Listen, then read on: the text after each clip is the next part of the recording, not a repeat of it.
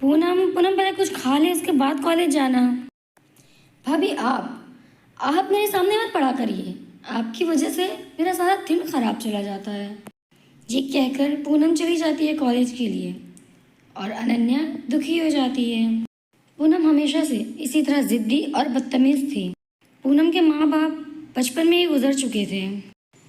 पूनम का भाई भी अक्सर काम के सिलसिले से घर के बाहर ही रहता था। पूनम की सारी जिम्मेदारी पूनम की भाभी और उसके भैया संभालते थे, लेकिन पूनम अपनी भाभी की इज्जत कभी नहीं करती थी, जबकि उसकी भाभी उसे बहुत प्यार करती थी। पूनम की भाभी पूनम के बिना खाना नहीं खाती थी, वो उसका इंतज़ार करती थी, क्योंकि वो उसे अपनी छोटी बहन समझती थी और उसे उस पर तरस आता था। पूनम, चल अच्छा हुआ तू आ गई, चल मेरे साथ आकर खाना खा ले, मैं कब से तेरा इंतज़ार कर रही थी। ओह भाभी, रहने भी दो, आप और आपका ये झूठा प्यार, आप तो इतनी अच्छी बनती हैं जैसे आप मेरी बहन हो।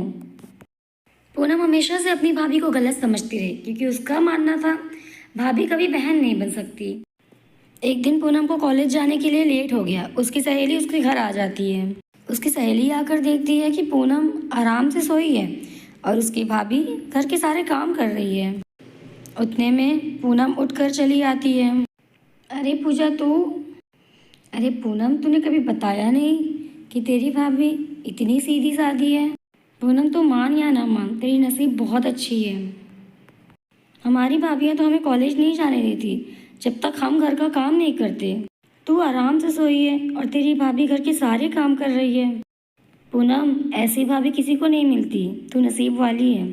पूजा की बातों का असर पूनम पर हो चुका था और पूनम की ये सोच बदल गई कि भाभियाँ कभी बहन नहीं बन सकती।